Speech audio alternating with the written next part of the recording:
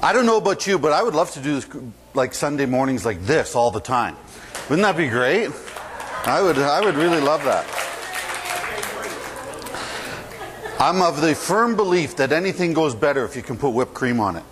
So, that hash brown baked whipped cream, to die for. Had a lot of compliments, Tom, too, about the waffles, so that was good. I love it when people give me the compliments and I had nothing to do with it. Shh, he's hiding.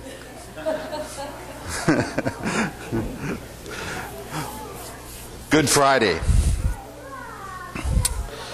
I'm going to read today's message, or for today's Bible reading from the Message.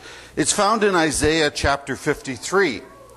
And this is sort of a, you might say it's a strange type of reading for Good Friday, but what it does is actually, it's Isaiah telling us about Good Friday, hundreds of years before it happened.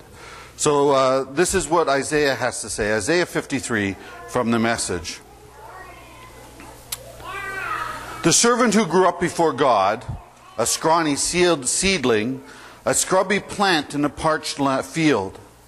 There was nothing attractive about him, nothing to cause us to take a second look. He was looked down on and passed over, a man who suffered, who knew pain firsthand. One look at him and people turned away. We looked down on him, thought he was scum. But the fact is, it was our pains he carried, our disfigurements, all the things wrong with us. We thought he brought it on himself, that God was punishing for him for his own failures. But it was our sins that did that to him, that ripped and tore and crushed him. Our sins. He took the punishment, and that made us whole. Through his bruises we got healed. We're all like sheep who've wandered off and gotten lost. We've all done our own thing, gone our own way. And God has piled all our sins, everything we've done wrong, on him. On him. He was beaten, he was tortured, but he didn't say a word. Like a lamb taken to be slaughtered, and like sheep being sheared, he took it all in silence. Justice miscarried, and he was led off. And did anyone really know what was happening? He died without a thought of his own welfare. Beaten, bloody for the sins of my people. They buried him with the wicked, threw him in a grave with a rich man, even though he had never hurt a soul, and nor said one word that wasn't true. Still, it was what God had in mind all along, to crush him with pain. The plan was that he gave himself as an offering for sin, so that he'd see life come from it. Life, life, and more life. And God's plan will deeply prosper through him. Out of that terrible travail of soul, he'll see that it's worth it and be glad he did it.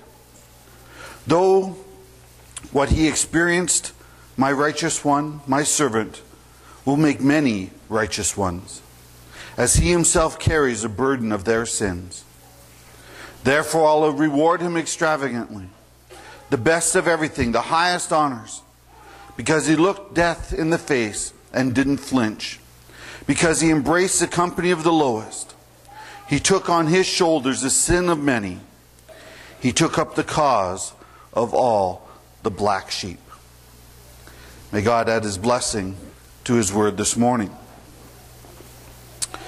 We're in a sermon series called the Q&A, your questions and God's answers. And this morning we're not having like a full-blown 35-minute sermon. It'll only be 30 minutes. No, it's really just a devotional thought. And when we come to Good Friday, the question that always comes up is, why did Jesus have to die? That is the question. I mean, of all the things that God could have done that maybe we think should have done, instead of allow Jesus to die, why is it that Jesus had to die? And if you watched the Passion of the Christ, the movie, I have it at home. I haven't watched it since I saw it in the theater the first time, because it freaked me out so much. It still sits there, but I can't watch it. But if you've ever watched it and you see the actual, just a glimpse of how horrible that day was for Jesus, when he was crucified on the cross, when they flogged him and they beat him and they spit on him and they put this crown of thorns on his head. It's absolutely gruesome. It's grotesque how he died. But in all of that, it sort of we come to like, why did it have to happen that way? Why is it that when we look at Easter, when we look at Good Friday, why did Jesus have to die? And just from this passage we read in Isaiah, I just want to point out three things. Jesus had to die. There's three reasons. First, Jesus had to die to obey God. That's number one. Jesus had to die to obey God. One reason why Jesus had to die was because God said so.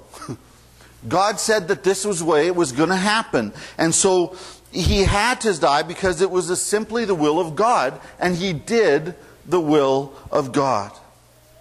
We know that it was God's will very early on. If we read in Genesis, when Adam and Eve are in the garden, and Eve is tempted and she eats of the fruit, and then she gives it to Adam, and God comes and says, "Hey, what did you guys do?" And Adam was very quick to say, "She did it." Blame the wife right off the bat. I learned from Adam very early on in my life. And you blame your wife. So yeah, she did it, and then the wife said, "No, it wasn't me. It was a snake." And there's this prophecy right there in Genesis where God says,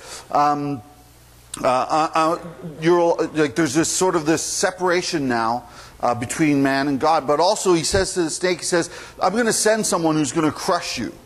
He's going to take his heel and stomp on your head."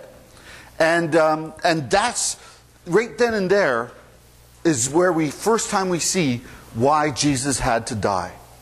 When sin came into the world, God knew right then and there that he had to somehow get us back in that relationship with him, to bring us into that close proximity that Adam and Eve had with him. And he knew that it couldn't happen because sin separates us from God. The things that we do wrong separate us from God.